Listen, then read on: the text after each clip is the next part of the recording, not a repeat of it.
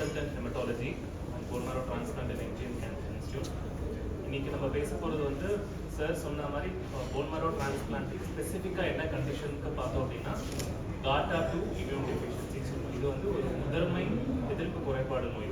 முதன்மை எதிர்ப்பு குறைபாடுனா நம்ம உடம்புல நடக்கக்கூடிய ஒரு சில மரபணு மாற்றங்கள்னால ஒரு சில இன்ஃபெக்ஷன்ஸை நம்மளால ஹேண்டில் பண்ண முடியாது. ஸோ அப்படி சொல்கிறப்ப GATA2ங்கிறது ஒரு இந்த இம்யூனோ டெஃபிஷியன்சினால டிபி இன்ஃபெக்ஷனும் அவங்களால ஃபைட் பண்ண முடியாது. அதே மாதிரி இந்த நோய்க்கு ரொம்ப நாளடைவில், அதாவது 40 வயது 50 வயது ஆகும்போது பிளட் கேன்சராக மாறக்கூடிய ஒரு ரிஸ்க்கும் இருக்குது. ஸோ இந்த மாதிரி நோய்க்கு இது இல்லாமல் apart from these two TB infection micro AMR மட்டும் இல்லாமல் பலவித உடம்புல இருக்க உபாதைகள் நடக்கலாம்.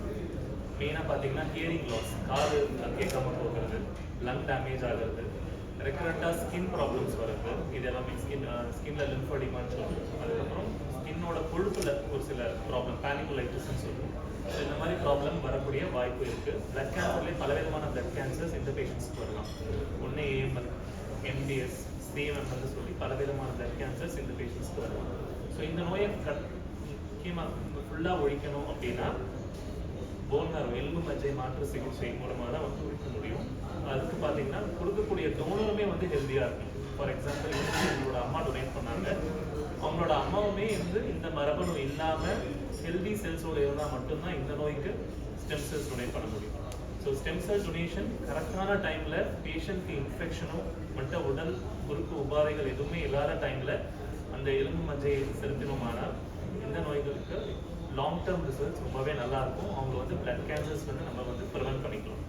அதே மாதிரி ரிப்பீட்டடாக இன்ஃபெக்ஷன், டிபி இன்ஃபெக்ஷன் போகாமல் நம்ம வந்து காப்பாற்றலாம். ஸோ இந்த நோய் ரேரான நோயாக இருந்தாலும் இதை பற்றிய விழிப்புணர்வு உங்களுக்கு எல்லாருக்குமே ஜென்ரல் பப்ளிக்கு தெரியும். ஸோ எனி டைம் ஒரு இன்ஃபெக்ஷன் போகவே இல்லை, ரிப்பீட்டடாக வந்துகிட்டே இருக்குன்னா கண்டிப்பாக மரபணு பரிசோதனை பண்ணி பார்க்கணும். இது மாதிரி முதன்மை எதிர்ப்பு குறைபாடு எதாவது